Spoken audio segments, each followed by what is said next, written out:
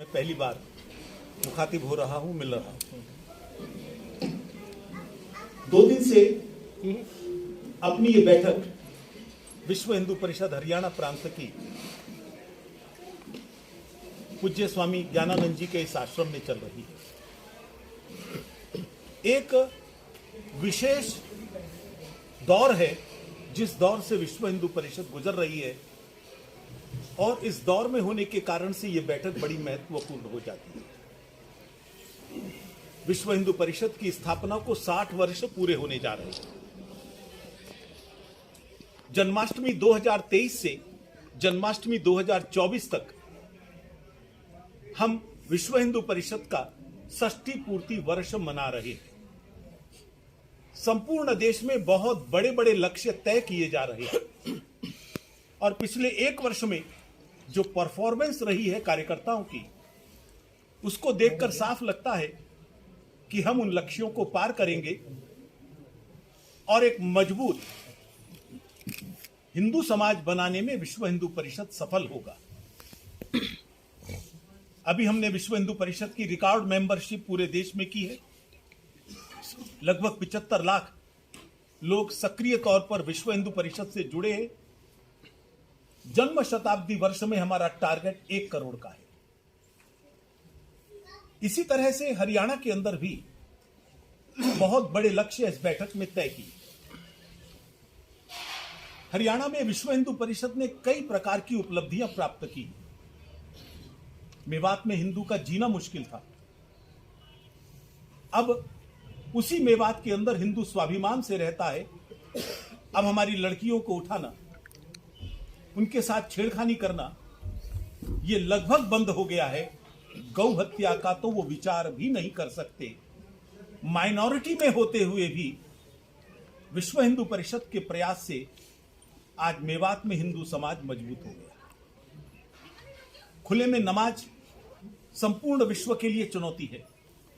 जब चाहे हाईवे को जाम कर देंगे, जब चाहे रेलवे की पटरी को जाम कर देंगे, बच्चों का स्कूल जाने की बसों को रोक देंगे, मरीजों की एम्बुलेंस को रोक देंगे, और दुनिया को नहीं समझ में आ रहा था बचने का रास्ता क्या है। यह रास्ता हरियाणा ने दिखाया। गुरुग्राम से यह अभियान शुरू हुआ। हमें नमाज से दिक्कत नहीं, हमें मस्जिदों से दिक्कत नहीं, लेकिन खुले में नमाज करोगे तो निश्चित तौर पर किसी भी सभ्य समाज को परेशानी होगी। तो इसलिए मैं समझता हूं कि एक मजबूत संगठन के रूप में विश्व हिंदू परिषद हरियाणा की एक पहचान बनी है। और हरियाणा सरकार ने जो धर्मांतरण विरोधी कानून बनाया है और उसको लागू कराया है, उसके लिए विश्व हिंदू परिषद हरियाणा सरकार का धन्यवाद देती है। और इस कानून का सहारा लेकर हम संपूर्ण हरियाणा को धर्मांतरण मुक्त बनाएंगे। कोई ईसाई मिशनरी या मुल्ला मौलवी अब धर्मांतरण नहीं कर सकेगा। यह संकल्प इस बैठक में लिया गया। संगठन के विस्तार के लिए यह तय किया गया कि इस समय हरियाणा के अंदर 6600 गांव हैं लगभग। हम 6000 गांव तक विश्व हिंदू परिषद की यूनिट बनाएंगे। हर गांव तक बजरंग दल, दुर्गा वाहिनी और विश्व हिंदू परिषद पहुंचे, जिससे चाहे वो नशे की चुनौती हो, चाहे वो धर्मांतरण की चुनौती हो, उसका जवाब दे सके और युवा पीढ़ी को संस्कार युक्त कर सके। पूरे देश हरियाणा के अंदर लगभग 2700 ब्लॉक्स हैं, जिनको हम लोग खंड कहते हैं। उन सब खंडों को 60 पूर्ति वर्ष तक हम विश्व हिंदू परिषद और बजरंग दल की इकाई से युक्त करेंगे, और एक नए हरियाणा का निर्माण जो स्वाभिमान से युक्त होगा, जहां कोई धर्मांतरण नहीं होगा, ऐसा करने का संकल्प इस बैठक में लिया गया। कल पूरे प्रदेश के कार्यकर्ताओं को ब्रह्म सरोवर पर आरती के कार्यक्रम में ले गए थे। उन अधिकांश लोगों के लिए यह एक नवीन अनुभव था। अभी तक प्रसिद्ध थी अयोध्या की आरती, सरयू की, प्रसिद्ध थी काशी में गंगा की आरती, मां नर्मदा की आरती, लेकिन कल का यह दृश्य देखकर कार्यकर्ताओं का कहना था, ये आरती किसी भी मायने में किसी अन्य आरतियों से कम नहीं है। इसके लिए हम लोग कुरुक्षेत्र डेवलपमेंट बोर्ड और हरियाणा सरकार दोनों को साधुवाद देते हैं, बधाई देते हैं।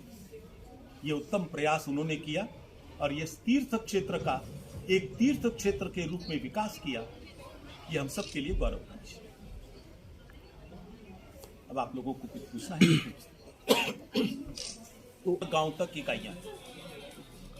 और कितने सदस्य हैं सर अपने? हरियाणा में कितने सदस्य बने हैं जी इसका? 1,85,000 नए सदस्य जुड़े हैं। पुराने से टोटल मिला सब मिलाकर चिंतक 2 लाख से ऊपर हैं। तो क्षेत्र में तो काफी कम है, यहाँ कुछ लोग ही दिखाई देते हैं फिलहाल। कुछ जिलों में कमजोर हैं।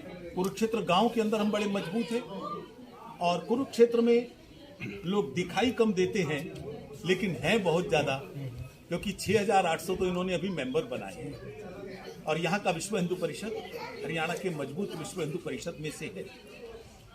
तो अभी काम कर रहे हैं, बहुत जल्दी दिखेंगे। सर आपने जैसे नशे की बात की, आपने नशे की बात की या गोहत्या की बात की। गोहत्या में निसंदेह कमी आई है, काफी कमी आई है, लेकिन सड़कों पर जो बेसहारा गोवंश बहुत ज्यादा और समाज दोनों का मिलकर गौ हत्या रुकी है, इसमें कोई दो राय नहीं, आपने स्वयं स्वीकार किया। लेकिन गायें लावारिस न फिरे, ये जिम्मेदारी समाज की नहीं।